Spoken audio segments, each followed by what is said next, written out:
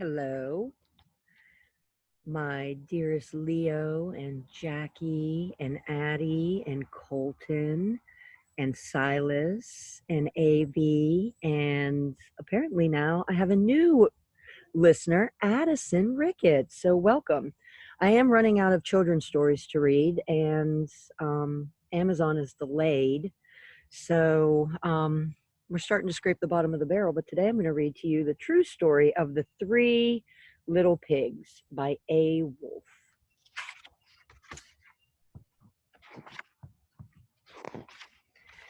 Everybody knows the story of the Three Little Pigs, or at least they think they do. But I'll let you in on a little secret. Nobody knows the real story because nobody has ever heard my side of the story. I'm the wolf, Alexander T. Wolf. You can call me Al. I don't know this whole big bad wolf thing got started, but it's all wrong. Maybe it's because of our diet. Hey, it's not my fault wolves eat cute little animals like bunnies and sheep and pigs. That's just the way we are. If cheeseburgers were cute, folks probably would think you were big and bad too.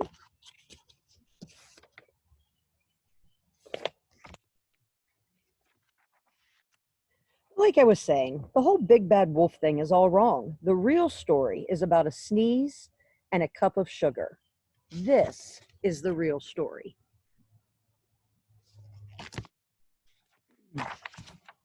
Way back in Once Upon a Time, I was making a birthday cake for my dear old granny. I had a terrible sneezing cold and I ran out of sugar.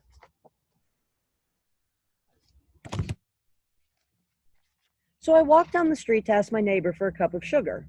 Now, this neighbor was a pig, and his house wasn't too bright either. He had built his whole house out of straw. Can you believe it? I mean, who in his right mind would build a house out of straw? He has a point. So, of course, the minute I knocked on the door, it fell right in. I didn't want to just walk into someone else's house, so I called, Little pig, are you in? No answer. I was just about to go home without the cup of sugar for my dear old granny's birthday cake. That's when my nose started to itch. I felt a sneeze coming on. Well, I huffed and I snuffed.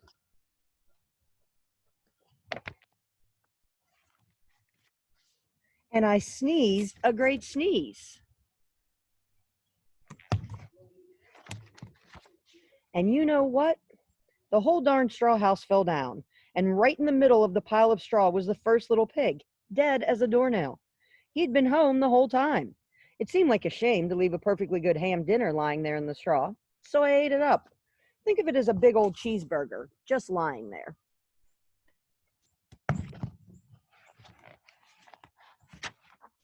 I was feeling a little better, but I still didn't have my cup of sugar, so I went to the next neighbor's house. This neighbor was the first little pig's brother. He was a little smarter, but not much. He had built his house out of sticks.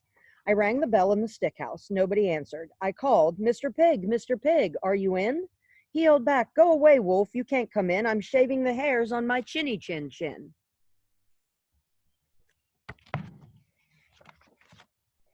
I had just grabbed the doorknob when I felt another sneeze coming on. I huffed and I snuffed and I tried to cover my mouth, but I sneezed a great sneeze.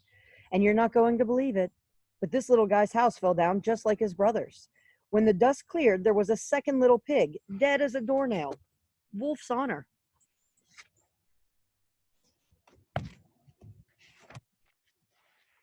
Now, you know food will spoil if you just leave it out in the open. So I did the only thing there was to do. I had dinner again.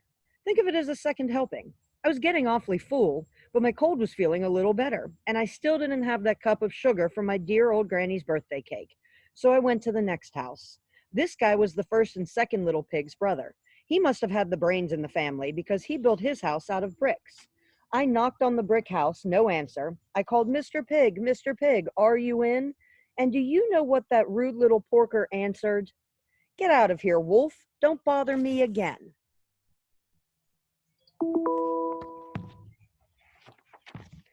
Talk about impolite. He probably had a whole sack full of sugar, and he wouldn't give me even one little cup from my dear, sweet old granny's birthday cake. What a pig! I was just about to go home and maybe make a nice birthday card instead of a cake when I felt my cold coming on. I huffed and I snuffed and I sneezed once again. Then the third little pig yelled, "And your old granny can sit on a pin." Now, I'm usually a pretty calm fellow, but when somebody talks about my granny like that, I go a little crazy. When the cops drove up, of course, I was trying to break down this pig's door, and the whole time I was huffing and puffing and sneezing and making a real scene.